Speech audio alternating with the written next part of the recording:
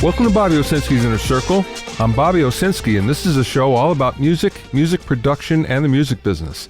My guest today is engineering legend Al Schmitt. First of all, Apple has just instituted a very interesting 3-tier system of approved distributors for Apple Music. Now, this basically breaks down to preferred plus, preferred, and approved distributors. So what does a distributor mean? Well, that's the people that an indie record label, an indie artist would submit your tunes to in order to get it on Apple Music. Because as you well know, you can't actually submit directly to Apple Music. You have to use an independent distributor. Now, this is actually based on the number of tracks distributed to Apple Music in each quarter. So in other words, that determines which tier you're in. And it's also the level of service that's offered to users and the number of rejections that occur when music is pushed into the system. So you might not be aware, but content can be rejected based on the quality of the metadata, if it's not complete, for instance, if there's any copyright claims, or if there's any publishing discrepancies. Basically, you have to have all the data there. It doesn't care so much about music or the quality of the music as it does care about everything else. So we have preferred plus, preferred, and approved. The preferred plus tier means that the distributor has submitted 40,000 titles, 40,000 songs per quarter. And there's only 3 of those. CD Baby qualifies, Contour New Media, which is a European distributor, and The Orchard, which is owned by Sony Music. Those are the only 3 that are approved for the preferred plus.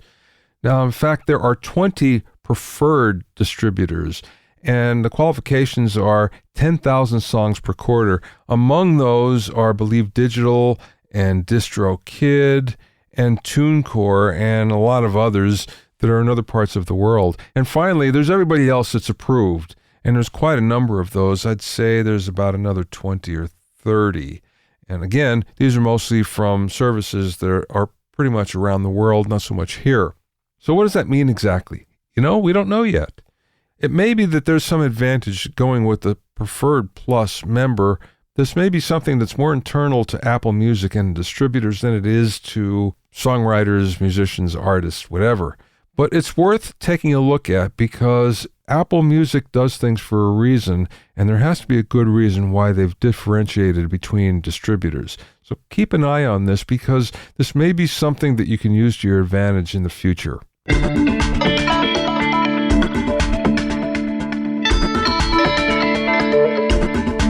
If you have any questions or comments, you can send them to questions@BobbyOInnerCircle.com. Don't forget about my online courses on mixing, production, branding, and music business success at BobbyOwsinskiCourses.com. Also, get an expert analysis and objective opinion of your songs and mixes as a member of my Hitmakers Club. Go to hitmakersclub.com, all one word, to learn more.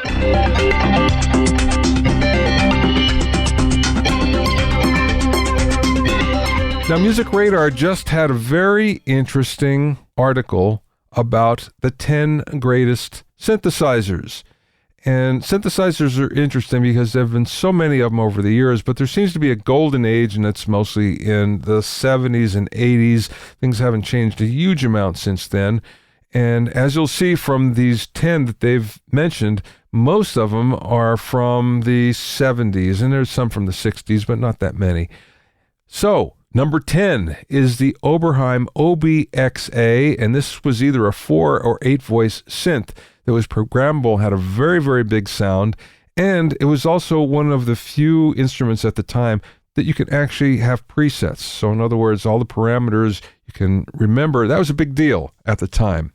There were a couple other versions of this. OB8 would have been my choice for this. That was the 8-voice version that came after the OBXA. That being said, all of these Oberheim OB8s had a very distinct sound, and they deserve a place on this ranking. Number 9 was the Roland JD800. This was a time of samples being included in synthesizers.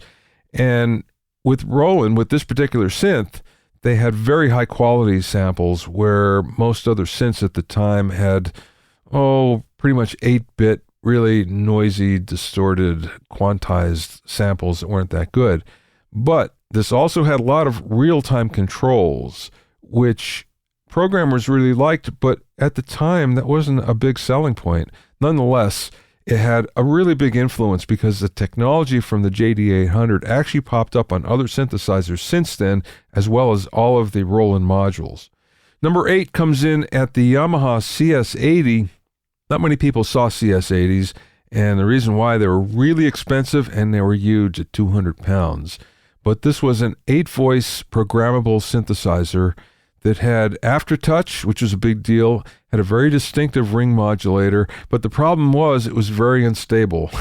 If the temperature changed, everything drifted out, and it really wasn't that good of a synthesizer except for the fact that it had everything but the kitchen sink in it, and you could program up just about anything you wanted. So it was a programmer's dream, even though it was huge. It was portable, because it was made as a portable keyboard. But that being said, there wasn't too many of them around. Most of them go for premium prices now. I think the last one I saw was about 10 grand. Number 7 was the Korg Wave Station. What made this distinctive is it had a bunch of samples again, but these could be stacked and layered and filtered and processed. So that made it fairly cutting edge for its time. Its time was fairly short, but that being said, it did make a really big impression because this was an example of things to come.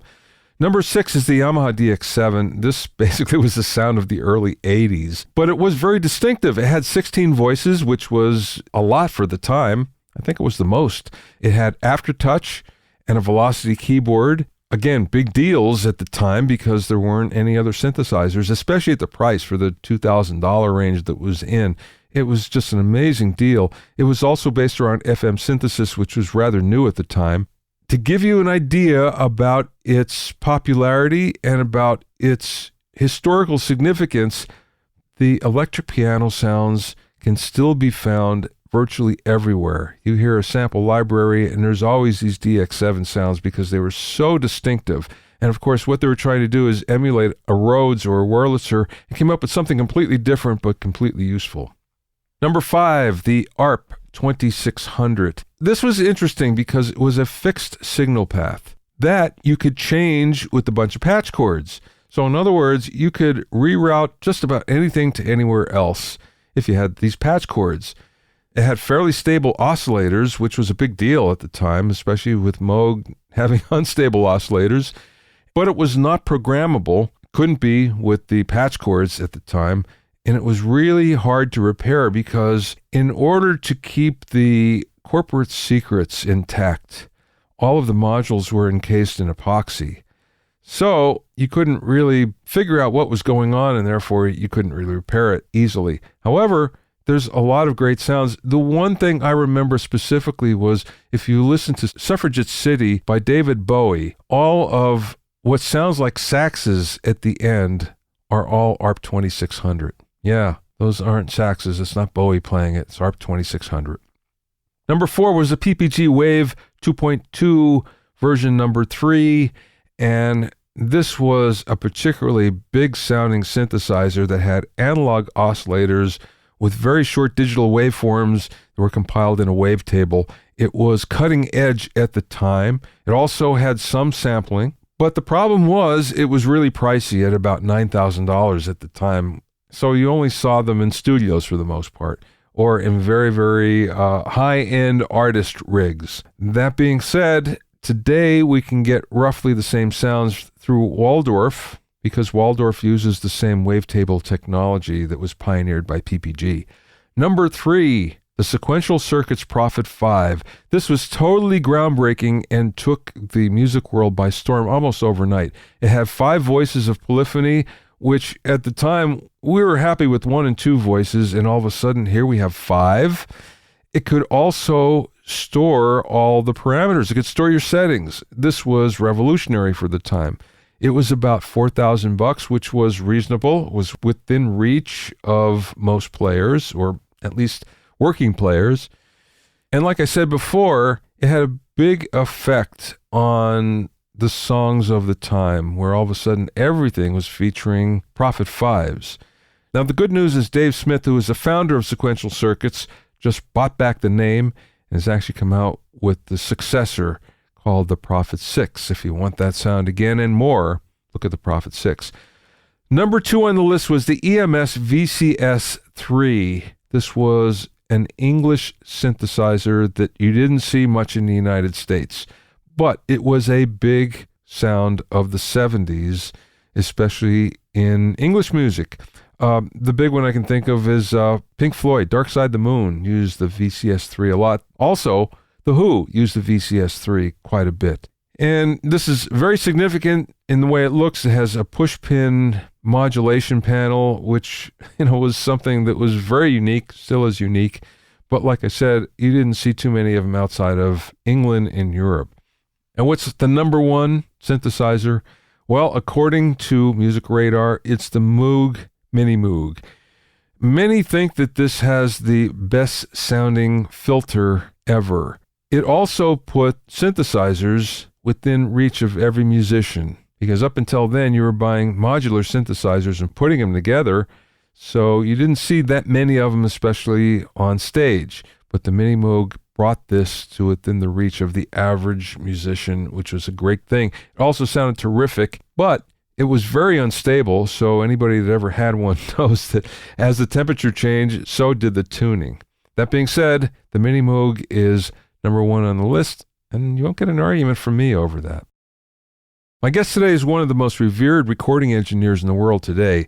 Al Schmitt has won 22 Grammys, worked on 160 gold and platinum albums, and even received his own star on the Hollywood Walk of Fame. Al has worked with so many of the real legends of the music business, including Ray Charles, Miles Davis, Frank Sinatra, Sam Cooke, Jefferson Airplane, Jackson Browne, Neil Young, Johnny Cash, Willie Nelson, Kenny Rogers, Toto, Bob Dylan, Steely Dan, Barbra Streisand, Madonna, Michael Jackson, Diana Krall, Celine Dion, Paul McCartney, Michael Bublé, and hundreds more. His new book is called Al Schmitt On The Record, The Magic Behind the Music, was written with Maureen Droney, and covers his 6 decades in the business. It even has a foreword written by Sir Paul McCartney himself.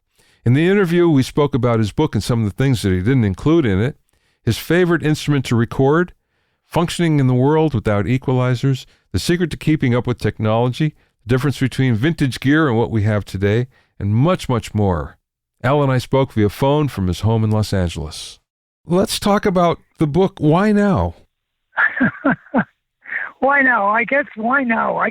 People kept asking me, God, you got to do a book. You got to do a book, Al. And people kept doing it. So finally, Maureen Droney came to me and said, there's so much interest in a book, and I'd love to help you with it. And I love Maureen, and so we sat down. We'd sit down every Saturday. She'd come over to the house, and we'd turn on the tape machine and just start talking.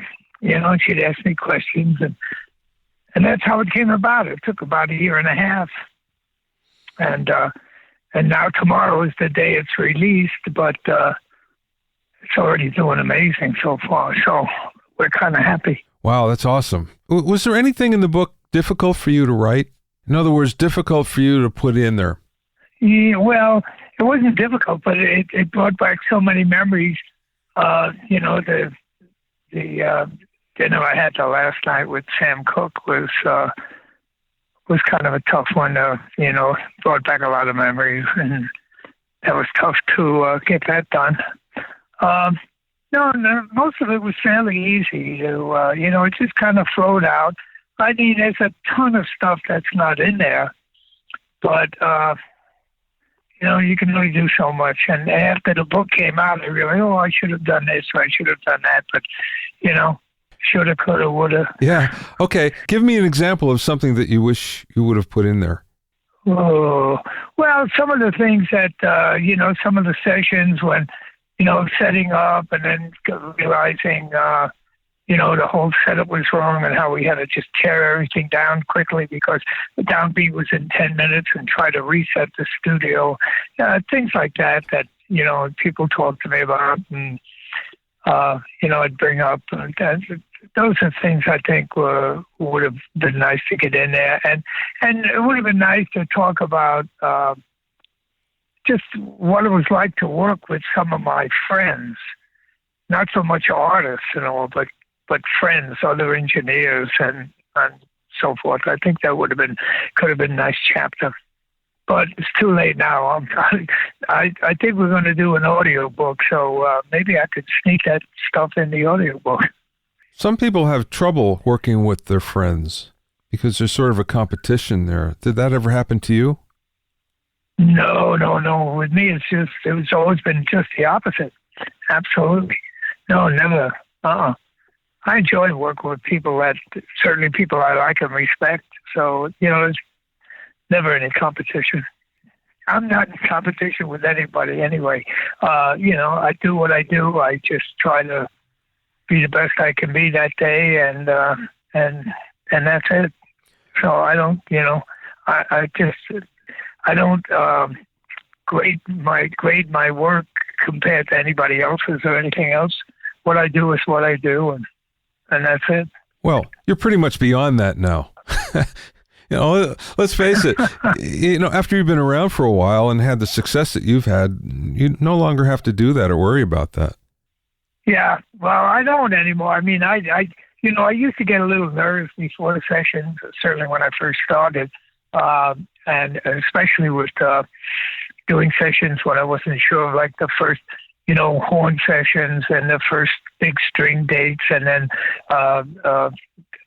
different kind of bands and so forth. And I'd get a little nervous before, but, I've done it so much. And the time that I spent at Radio Recorders and RCA and as an engineer, I did so many albums. Back then you'd do an album in 2 days, and I was working from 9 to 12 and then 2 to 5 and then 8 to 11. And that was 6 days a week.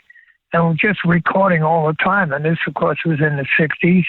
And when it was music business heaven at that point, everybody was buying records and everybody was recording. So, it was pretty cool. I just don't get nervous anymore because I've done everything. I don't think there's an instrument in the world I haven't seen. That being said, is there one that's more difficult than another for you than the others? No. Getting a really good piano sound, I think, is tough and all. My favorite instrument to record, believe it or not, is an upright bass. I just, I never wanted to play the bass, but I just love the way the bass sounds. And so I always strive to get a great bass sound. And I have a lot of bass players who are friends of mine and fans, because I work hard getting a great bass sound. And it's not that it's difficult. It's just that I make sure every little detail is taken care of. I know there's a lot of ways to do that. What's your technique, if you don't mind? Yeah, no, I don't mind at all. My technique, so to speak, is I use two M149s, Neumann M149s, and I love those because they've got a really nice top end to them that I like, plus they get that great bass thing. I put one about 12, 14, 15 inches from the F-hole, and then I put the other mic up near the fingerboard, about the same distance from where the guy's playing with his fingers, so I can pick up some of that articulation there. And then I take the two mics and I put them in Summit limiters. I just tap them like a dB. And I do it mainly because I just love the sound of the Summits and that it gives the bass, the tube sound in there that gives it the bass. And that's it. Then I bring the faders up, make sure the preamps are set and working right, and I'm off and running. Let's go back to your book for a second. Was it difficult for you to remember the details of, something that happened 40 years ago? Oh, yeah. I say this because having co-written the book with Ken Scott, I know that there were many situations where he just couldn't remember, and he would refer me to other people who were there, and we'd kind of collectively put the picture together of what really happened. So I'm just wondering how that worked with you. Yeah, for me, it was very difficult to to do that because, trying to remember little details of things that happened and so forth. It was tough, and because there was no one else around back then, you didn't have an assistant. You were just the engineer who worked on it. And a lot of those people that early in my career that I worked with, are no longer in the business or they're gone. There was nobody to resort back to. So those things are not in the book. And, it's like anything else. You remember it later and say, oh, man, why didn't I get that in there? Yeah. Because that little detail or this little thing. And yeah, it was very hard to remember everything and all the details. Thank God for Maureen, because she was able to get stuff out of me, and she was able to look up things that I didn't remember. And there were some things, thank God for the internet, there were some things she was able to track down that way. Was there something that she tracked down that completely had skipped your memory that you just hadn't thought about in years? Boy, that's hard to say. I can't remember offhand right now. That might be a good question for Maureen. Yeah. She probably would know better than me. But, that's nothing I can remember right now. I wish I could. I can't. There was a situation when I was co-writing the Ken Scott book where we were trying to figure out some things about Trident Studios, and no one could remember. And it turns out that a friend of mine, a former roadie of mine from way back in my early Pennsylvania days where I grew up, happened to be a Trident around the same time as Ken and had a picture. And there was a picture of Ken and Roy Thomas Baker in the control room of Trident, and there was a tape machine behind him. And I showed this picture to Ken, and he says, that can't be. We never had a tape machine in the control room. I said, well, look, here's the picture. Here's the proof, right? And he just could not remember, even though there was photographic proof. So it just goes to show you how, I know exactly. I love Ken, but I know exactly what he was going through because it's the same way. And somebody said, well, here's a picture. I can't remember that. I just don't remember it like that, whatever it was. And so I know where Ken is coming from. Yeah. We've been doing this. Guys, I've been, 60 years I've been making records. It's just, I'm lucky I remember my own name at this point,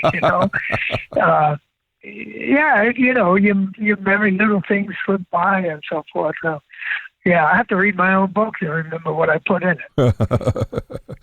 Well, that begs a question then. So you've been doing this for a really long time, but yet you've been able to keep up with the technology where a lot of people can't, but you seem to roll with it with no problem. So what's the secret of that? The secret of that is having great assistance. I've been blessed all my life, especially Pro Tools and that started coming in. I've been blessed with working with Bill Smith, was my assistant for 7 years. Steve Jenowick, my assistant now for 18, 20 years. These guys are all really on top of it. And they teach me little things and show me little things. And so I can get on Pro Tools and they set up .1 and that goes back to the beginning, and I know how to go forward, and I know how to reverse, and how to find certain things. But if you ask me to go in and start tuning, forget it. I wouldn't know how to do it. We never did any of those things earlier. So I'm blessed with working with. There's another guy at Capitol Channel Harrod that I work with a lot, and these guys are amazing, and they know my shortcomings, and they just take care of it. They don't even talk to me about it. They just do it. So, I'm blessed. You were so lucky to come up with some of the best equipment that was ever made, the best sounding equipment that was ever made, and stuff that we look back on, and revere. Is that the way you feel about it? Do you feel like modern gear is up to the task, or have we gone past what was kind of like the best sound? Oh, no. I think some of it is really up to the test of things. They're making some great microphones today that are amazing. Preamps that are amazing. Consoles. I love working on the Neve 88R. Yeah, no, I think we've been rolling along pretty well at a pretty good pace. The thing is, when I started, we didn't have equalizers and we didn't have compressors, so you had to learn how to do everything without those. So to get a brighter sound on a guitar, I used a brighter microphone to use, whatever I used on the drums to make sure I was getting a nice cymbal sound and all. I used a microphone that would do that. So I learned how to use my microphones as equalizers pretty much. And, when all the tube microphones started coming out, the quality was so great. And being able to take a microphone and put it from cardioid when you're listening to something and then put it in Omni and hear the difference of what happens to the mic and how it sounds because it's picking up ambience from the room and all. I just don't ever use EQ. The only EQ I ever use, and even when I'm mixing, I don't use EQ except on the bus the mix bus on the outside. I use an API up there, get air and a tiny bottom thing, and that's it. Wow. So I could function very well in a world without equalizers. The only time I really use them is if I'm mixing somebody else's, something that I got from somebody that maybe was recorded in a little dumpy little place or something, and the sound, and then I may get in and start equalizing and trying to. But I think when you put a lot of equalizers, you're changing the phasing all over the board and all, and it just it totally affects the way things sound. People say, God, your sound sounds so clear and so warm and all this shit. Well, maybe that's the secret. Try doing stuff without equalizing. See what you can come up with. Yeah, especially the generation coming up now. I don't know that they're taught that way, or probably haven't been taught that way for a long time. Yeah. That microphones are important in placement and the type of microphone that you're using. So, yeah, I could see that, definitely. Yeah, I agree. You just mentioned something that's interesting. So, how often do you go in and change a pattern on a microphone? Because it sounds like you're not afraid to go to Omni where, a lot of engineers, they only use cardioid. They don't even think about that. Yeah, no. 90% of the microphones I use are in Omni. If I'm doing a big band session, I have 5 saxophones on the 5 mics on the saxophone. They're all in Omni. 4 mics on the trumpets, they're all in Omni. I'm not worried about stuff leaking back and forth. That gives the depth to things. It gives that almost 3-dimensional sound. So, no, I use my mics in Omni quite a bit. In string dates, all my string mics are in Omni. All of them. Yeah, it's the way I learned and I had set up a session one time where all the mics were in unidirectional, and we had set them up, and it just wasn't right to me. And so I said to the assistant, let's go out and change all it. So we took the mics and put them all in Omni, and the whole thing changed. It was like somebody turned a light on, and we were capturing all the warmth of the room and the air. And it was like we looked at one another, and that was it from then on. That's where I go. I put the mics up on big orchestra dates. They're all in Omni. But see, again, you're not afraid of leakage, and you use it to your benefit. Yeah, I embrace it. Yeah.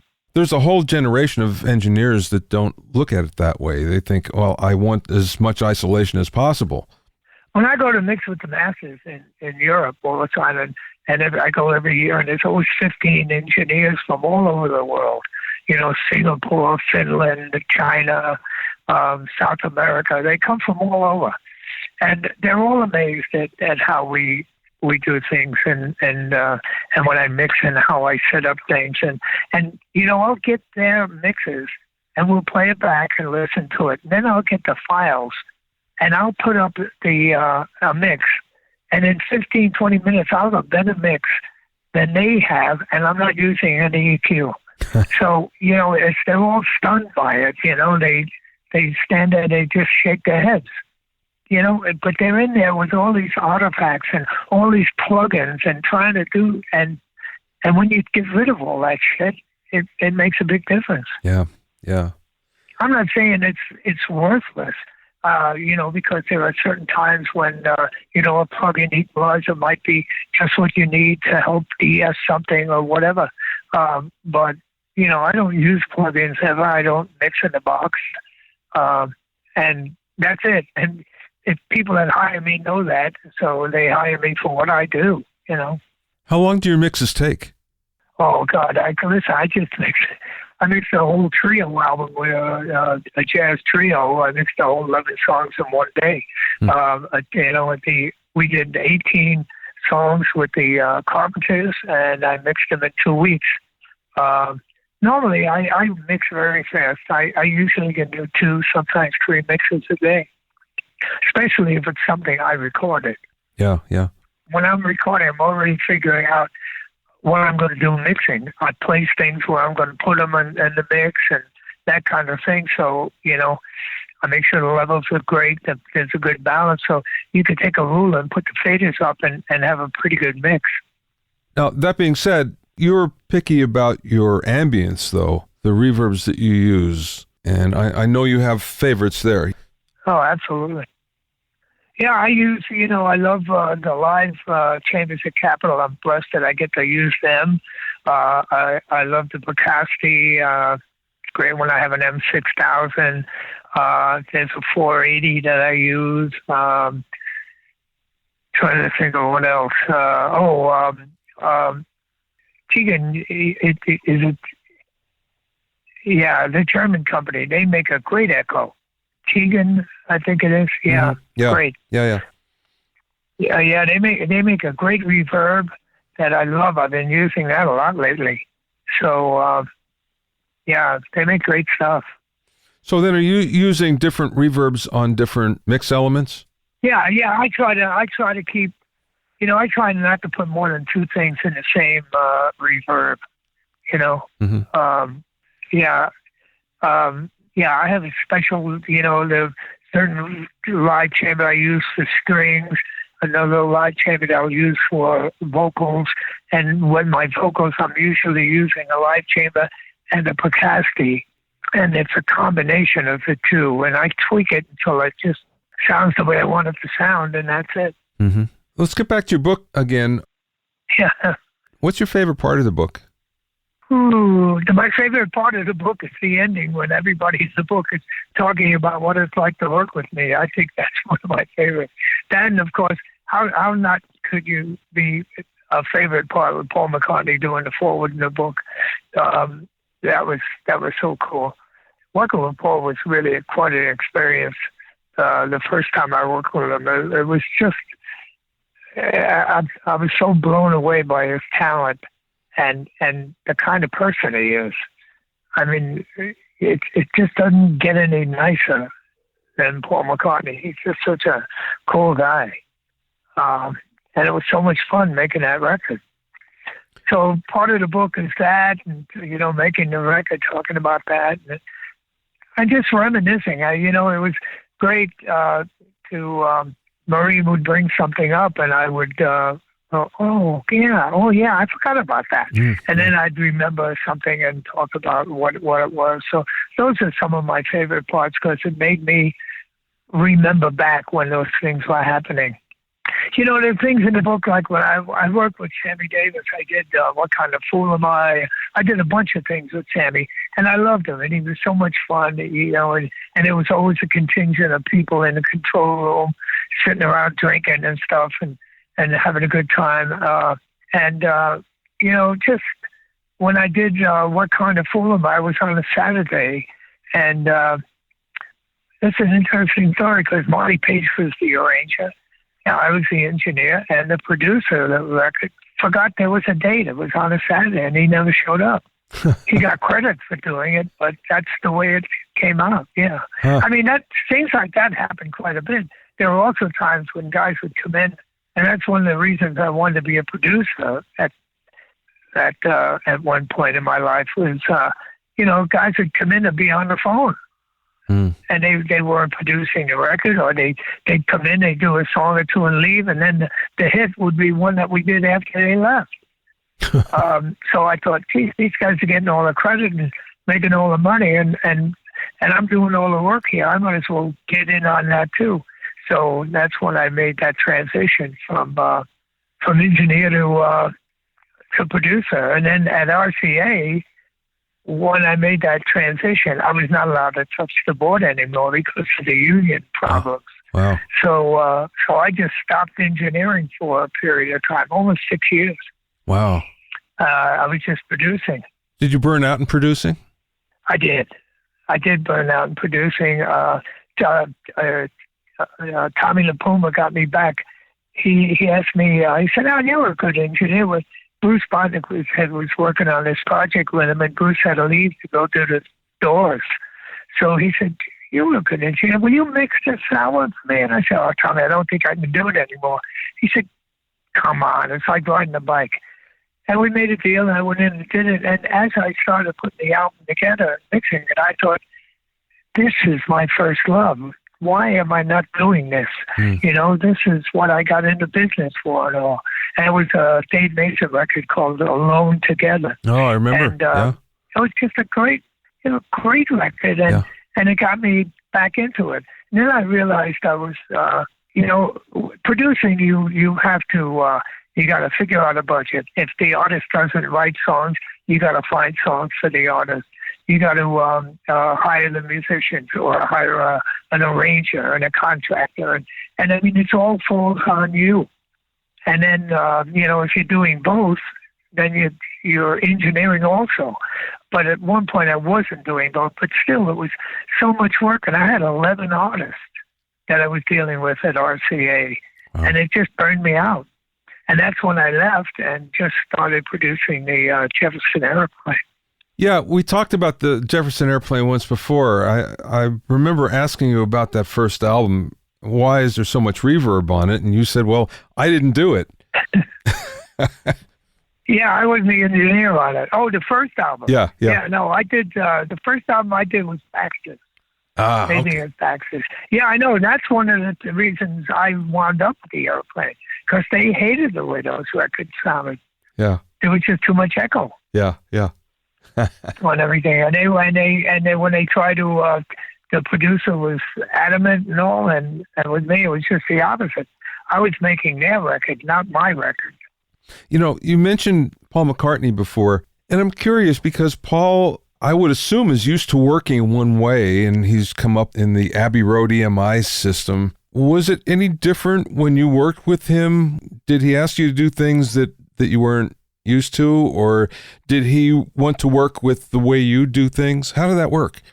Yeah, I know. He wanted to work with the way we did things, Tommy LaPuma and me, and Diana Krall was a big part of it. He put himself in our hands, so to speak, because he had never made an album like this. He had always wanted to do a record like this. He wasn't even sure he could do it. And the first date we did was kind of an experimental date, just to see if he was able to do it. And it took maybe an hour or so, and then all of a sudden it just clicked. And bam, and he came out, and he would love to come into control because I'd have a good balance. I'd have a nice echo on the voice and everything, and it'd sound almost like a record. And he'd come in and listen, and I'd see this smile on his face, and and he realized he could do this. And, because when he was a kid, all his aunts and uncles would come over, or they'd go to one of their houses, and they'd roll up the rug, and they had play a piano, and they would sing all these songs. The family would sit around, and everybody, and he always wanted to do that. It was amazing to watch that happen, and to watch him, and that, I don't know how well you know Paul, but he gets a twinkle in his eye. And that everything is right. It's really cool to watch him. Do you have a favorite part of your career? Oh, I guess, I loved it. I was a bebopper, and I loved that was a favorite time in my career, with Chet Baker and Jerry Mulligan and Zoot Sims and Charlie Parker and Lenny Tristano and all those were the things I just loved, because I used to pay $1 when I was 16 and go to a club like the Royal Roost or Pop City, those places, just to hear these guys. And now all of a sudden, I'm in the same room recording them. Mm. It was like a dream. It's like when they were walking in, it's like watching Babe Ruth and Joe DiMaggio come into the control room, you know? Yeah. They just were my heroes. So that's my favorite time, yeah. Although I love what I'm doing now. You know, I do a lot of big band things and orchestra things and all. Unfortunately, we're not doing a lot of jazz anymore. And we just lost Roy Hargrove, and, jazz trumpet player. And I did a bunch of records with him, and they were always fun. I did One Earful, which is just quintet, trumpet, sax, and bass, drums, and piano. The fabulous record. I just love that record. I recorded his big band. So, and Diana Krall is another one. I love, she comes in with the rhythm section, and all the orchestrations are done later, but it's so much fun just at that particular time, her, the piano, the musicians, and watching everybody play off everybody else and how they make their changes, and it's wonderful, and when some of these kids are making a record, the drummers in the studio, the bass players in Canarsie somewhere, the guitar players in San Diego, they're not playing off one another. They're playing right what's there in front of them. But when everybody's in the studio, you can see the changes. The guy hears the guitar player, keyboard player, hears the guitar player do a certain thing, and he does something that riffs off that. That doesn't happen when you're making records one instrument at a time. And I don't do those things, fortunately. And, and it's just, I love musicians. I love to hang out with them. I love when they come in. I'm always out there with them, chatting and seeing how everything is, and talk to them about their instrument and what's the best sound and what do they like. And, I try to make it fun for everybody, not hard stuff going on. And I'm trying to get a drum sound for 3 hours. If I don't have a drum sound in 10 minutes, I'm never going to get it. You mentioned something over and over while we've been talking, and it's how much fun you were having, or how much fun the session was, or how much fun a certain person was. And it seems like that's a central part of what you're doing. It's the best. I mean, I wouldn't do this if I wasn't having fun. I tell people all the time, I lie to my wife when I tell her I'm going to work. I mean, I don't go to work. I go to play. I go in there. I'm just hanging with people I like and people I love. I'm making music. Some of the music's going to affect the lives of millions of people around the world, and bring joy to them and passion and things. So how the fuck can you not enjoy doing that? Yeah. Especially if you can do it, Yeah, right. And you're still busy. You're still working on lots of stuff all the time. Yeah, I just finished the mixing the Carpenters record with the Carpenters with the London Symphony Orchestra, and it'll be out December 7th. And we kept Karen in the background, redid the orchestra and all that, and I mixed it all with the help of Chandler Harrod and Steve Jenovic. We finally were able to get it done, and it's an amazing record. And Karen was one of the great singers of all time. Yeah. So yeah, I'm trying to stay busy. I'm taking a little time off now because of the book. I'm doing serious radio interviews and that kind of stuff. So I'm just kind of kicking back. I worked a lot this year, and I'm just relaxing. I have an album that I did with Trisha Yearwood. That'll be out, I think, in January. That's an amazing record. She sang a lot of the old Sinatra songs, and Vince Mendoza did the orchestrations with a 62-piece orchestra, and it's just a wonderful record. And then I finished Martina McBride's album that just came out, I think, it's a Christmas album. And so, yeah, life's good. Last question, Al. What's the best piece of business advice that either you learned along the way or maybe somebody imparted to you? Well, business advice is to get a really good lawyer that you trust. That's the best thing I can advise you to do. Because if you leave it up to other people, or you say, "Oh, I don't care," or whatever, you're going to get screwed out of a lot of money. Because I know I did. I know along the way I got where I thought I was getting points on things, was promised points on things, and never got them, and I had nothing written. I didn't have an attorney take care of those things. So, yeah, that's one of the best things. And the other thing is follow your heart. Do what you love to do. Get in there and do what makes you happy. And if it's being a recording engineer or a record producer or a songwriter, good luck. Do it. You can find out more about Al at alschmittmusic.com, Al Schmitt, SCHMITT, music.com, all one word. And his book is available from just about every bookseller, including Amazon. Thanks for listening and being in my inner circle. Remember, if you have any questions or comments, you can send them to questions@BobbyOInnerCircle.com. To listen to other episodes of Bobby Owsinski's Inner Circle, go to BobbyOwsinski.com and select the podcast tab, or go to BobbyOInnerCircle.com, or find it on iTunes, Stitcher, Mixcloud, Google Play, Google Podcasts, and now Spotify. At BobbyOwsinski.com and BobbyOInnerCircle.com, you'll also find a sign-up form for my newsletter and for alerts to new podcasts. This is Bobby Owsinski. I will see you next time.